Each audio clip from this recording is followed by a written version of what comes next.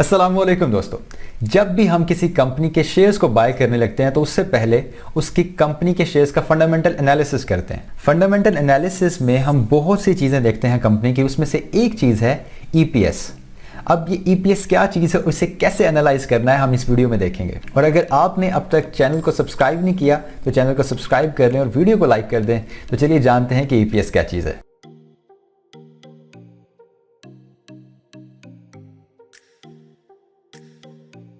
EPS होता है earning per share, यानी अगर एक कंपनी अपना सारा का सारा प्रॉफिट जो है अपने तमाम शेयर होल्डर्स के दरमियान बांट दे तो पर शेयर कितने पैसे आएंगे, ये होता है ईपीएस। तो इस तरह से ईपीएस का फॉर्मूला क्या हो गया, EPS is equal to net profit divided by total number of outstanding shares. इसको एक मिसाल से समझते हैं। फॉर एग्जाम्पल, एक कंपनी है एग्रो फर्टिलाइजर। वो कंपनी जो है साल के आखिर में 100 मिलियन रुपीस का प्रॉफिट जनरेट करती है और कंपनी के टोटल आउटस्टैंडिंग शेयर्स हैं 10 मिलियन। तो ईपीएस क्या होगा, हम 100 मिलियन को 10 मिलियन से डिवाइड करेंगे तो आंसर है 10। इसका मतलब है कि कंपनी का अर्निंग पर शेयर जो है वो 10 रुपए है। अब किसी भी कंपनी का ईपीएस जितना ज्यादा होगा उतना ही अच्छा है, लेकिन आपने किसी भी कंपनी का एक साल का ईपीएस से अंदाजा नहीं लगाना। आपने कंपनी के पिछले 5 साल के ईपीएस देखने हैं कि क्या है।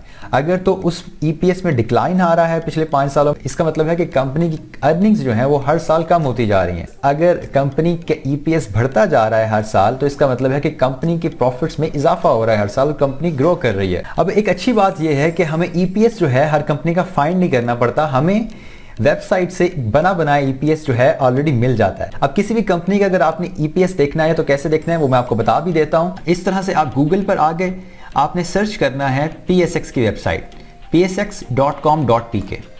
आपने जब क्लिक किया तो आपके सामने ये इंटरफेस ओपन हो जाएगा।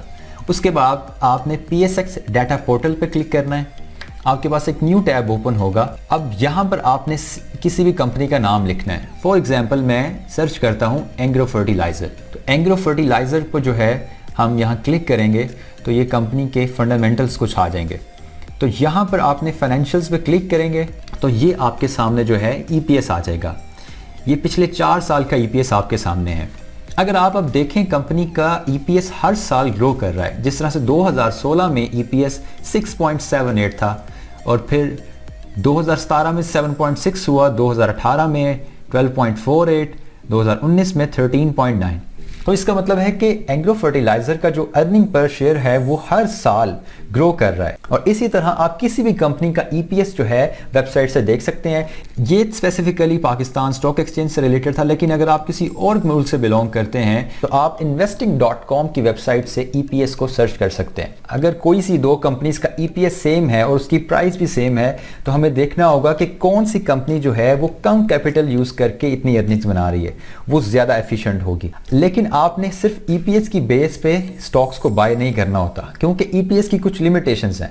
फॉर एग्जांपल, हो सकता है कोई कंपनी जो है वो बैंक से लोन ले ले और उसके जरिए जो है अपनी अर्निंग्स बढ़ा ले। अगर तो लोन लिमिटेड अमाउंट में है फिर तो ठीक है, लेकिन अगर लोन ज्यादा है तो हो सकता है वो फ्यूचर में कंपनी को नुकसान दे। इसके अलावा ये भी पॉसिबल है कि कंपनी जो है अपने शेयर्स जो है मार्केट से बाय कर ले और आउटस्टैंडिंग शेयर्स जो हैं वो कम हो जाएं। जब आउटस्टैंडिंग शेयर्स डिक्रीज कर जाएंगे तो ईपीएस इंक्रीज कर जाएगा, लेकिन कंपनी के एक्चुअल प्रॉफिट्स में इजाफा नहीं हुआ होगा। इसलिए कहा जाता है कि खाली ईपीएस को देख के आपने इन्वेस्टिंग नहीं करनी, और भी बहुत से फंडामेंटल्स है। तो उम्मीद है आपको ईपीएस की समझ आई होगी कि कैसे आपने ईपीएस को सर्च करना है और ईपीएस आपको क्या चीज बताती है। ईपीएस से एक चीज अटैच है, वो है पीई रेशो। हम पीई रेशो से समहाउ कंपनी का एक एनालिसिस कर लेते हैं कि कंपनी का शेयर जो है कितना कर महंगा या कितना सस्ता है।